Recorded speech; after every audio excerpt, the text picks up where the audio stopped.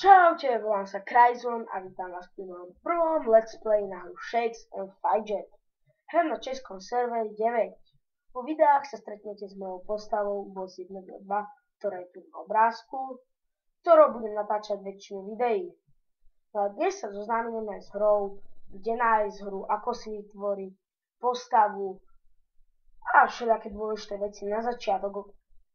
Takže dáte si nejaký vyhľadávač, ja tu mám Google zapnutý, napíšete si SF game,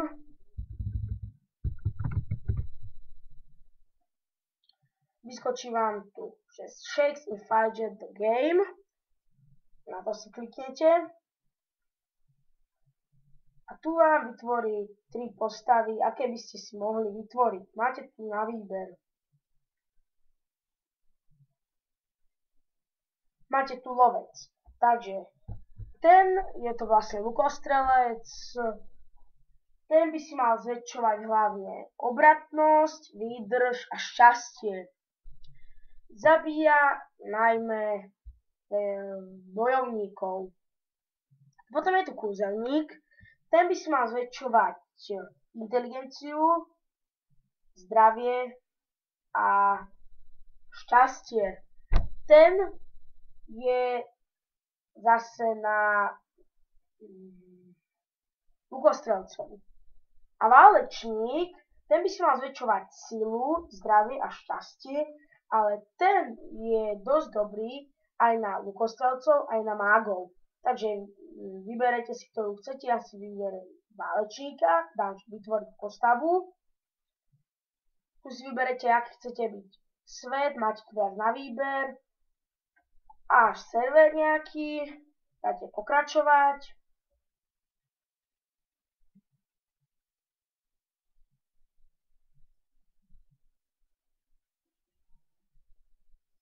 Máte na výber, buď si vytvoriť chlapca alebo dievča. Môžete si vybrať človeka alebo iné rasy. Ja si vyberiem človeka. Dám los, to znamená, že vám losne nejakú postavu, tvár. Napríklad dáme, čo ja viem, túto dám uložiť. Teraz ukladá. A tu si môžete dať meno. Ja si dám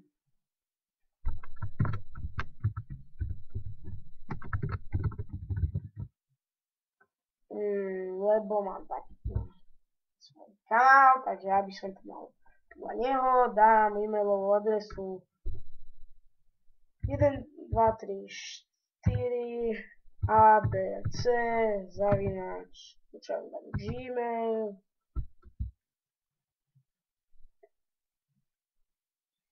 Niečo je takto, napríklad toto gmail.com. To si nemusíte dávať, potom si dáte heslo, čo ja viem, dám, že napríklad takéto. Potom dáme, že súhlasím s podmienkami, potom dáte OK a postava je vytvorená. Takže začneme od postavy. Takže postava. Môžete si vytvárať, môžete zväčšovať všetky staty. Ako som hovoril, pri bojovníkoch je dobré sila, výdrž, teda zdravie a šťastie. Potom tu máte zbrojírna, to je obchod so zbraňami a oblečením. Tu máte napríklad, čo ja viem, že opasok, ten si môžete kúpiť, rukavice si môžete kúpiť, toto si môžete kúpiť, ešte aj štít si môžete kúpiť a tým pádom ste silnejšia postava. No ale v čaroobchode si kupujete elixíry, šťastie, tuto je na život, náhrdelníky, bývajú tu prstene a vlastne nejaký svoj talizmán. Začneme hospodou tuto v takých dôležitejších veciach. Hospoda. Máte tu stále nejakého človeka, ktorý vám dáva 3 úlohy, z ktorých si môžete vybrať. Najlepšie je, keď si vyberete nejakú, čo je krátka a má čo tam najviac skúseností. Skúsenosť je niečo ako XP. Tu máte prsteň, ten sa hodí nám, ale teraz nebudeme dávať nič. Tu máte hazardéra v úvodzovkách, môžete už vsádať peniaze aj hubičky a môžete ich vyhrať. Potom tu máte takého človeka, ktorý vám môže predať jedno pivo za jednu hubičku. Pivo vám dáva vlastne 20 túhy po dobrodružství a tým môžete dlhšie robiť úlohy. V aréne môžete zaútočiť na nejakú postavu. Tu je nejaká úroveň 15, no uvidíme. Sa tým hráč nenalezem. Dáme ešte raz arénu. Napríklad na tohto zaútočíme. On je kúzelník. No, tu sme vyhrali získaný viehlas. To je vlastne získané, vlastne také, akoby, neviem ako to mám nazvať, vlastne taký viehlas, že dostali ste 100 a tým ste posunuli sa vlastne o nejaké miesto do prečie a získali ste 10 strieborných.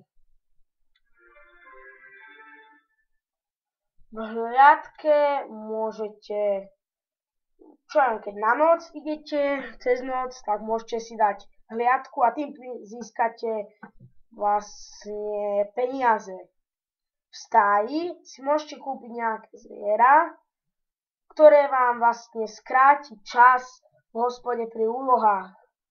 Potom tu máte také dôležité ešte cech, môžete si buď vytvoriť svoj vlastný cech, alebo sa do nejakého pridať, keďže vás pozvú. Ešte čo je tu také? Podzemie. No, takže podzemie. Prvý kľúč dostanete od podzemia okolo level 10, druhý 20, 5, 30, potom ďalší 40, potom ďalší 50, ale tento už je, to podzemie od neho kľúč dostanete levely v 70 a potom sa to už predĺžuje. Máte tu ešte sieň slávy, tam vlastne vidíte na akej ste pozícii. Potom tu máte ešte hubičkáš, tu si môžete kupovať hubičky za peniaze normálne. Potom je tu pošta. Tu dostávate poštu, čo som také zabudol. To je asi aj všetko. Teraz vám ukážem moju postavu.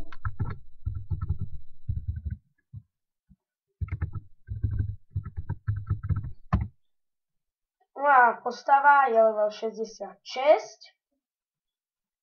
Volá sa boss 122, je v cechu Unilite, alebo inak aj Unilit. Mám danú hospodu, ktorej som vyhral skúsenosti 18400 a 229 zlata. Zaútočíme na nejakú postavu, to je level 76, to je o 10 levelov väčšia postava, a ešte je to aj lukostrelec, čo je dosť silný. Asi prehrám. Pozrieme si to. Celkom pekné rany. No prehral som, ale iba u malinkých kúsov, ako môžete vidieť. Ešte ideme do podzemia. V tomto 5. zaútočíme na tohto, aj keď je tu dosť isté, že prehrám, ale na skúšku nič nedáte, dám preskočiť. A vyhral som. Wow, super. Takže ste svedkami, ako som vyhral dosť dobrú vec. Vyhral som Epic. O Epiku som nehovoril, vlastne Epic je taká vzácnejšia a drahšia vec.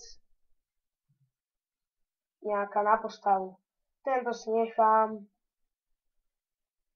Dáme ešte hospodu, kde je najviac skúseností, tu je najviac, tam tímov. A toto je odo mňa na dneska všetko. Lúčim sa s vami a vidíme sa v ďalšom let's play. Čaute.